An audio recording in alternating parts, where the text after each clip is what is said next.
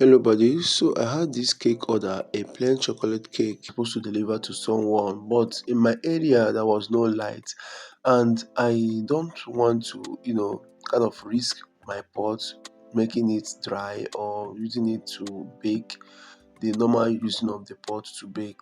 So I decided to use this method to bake this chocolate cake, and believe me, this was the best. Like, it came out absolutely soft, fluffy and moist. So let me show you how I made this cake. So I started first by measuring my all-purpose flour. I used 150 grams of all-purpose flour.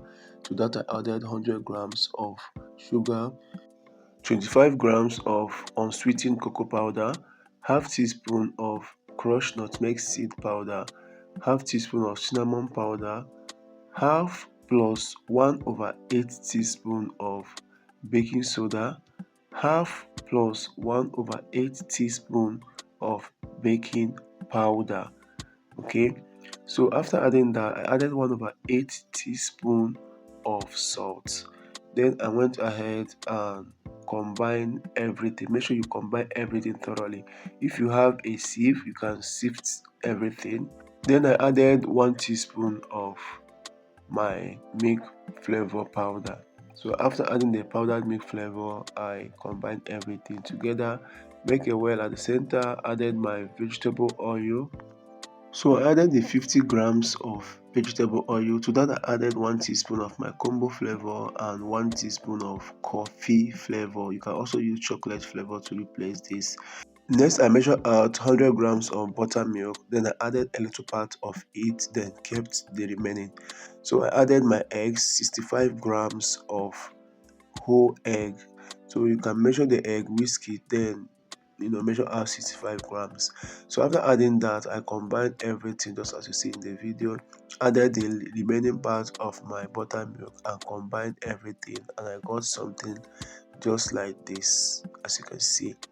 Okay, now I added half tablespoon of white vinegar and I still combine everything. So once I was done combining, I lined my baking pan, my 6 inches baking pan, with baking paper.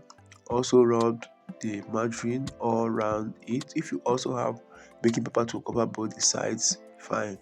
So I use a fork to make sure I poke out or remove all the air. Then I tap the base of the pan on my work surface and I was ready to steam bake.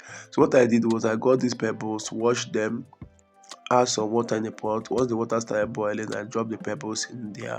Then I placed my pan on top of the pebbles, cover the pot and let this cake steam or bake for up to 1 hour. So between 15 minutes to 1 hour is fine. You'll be sure that your cake has baked or has steamed properly.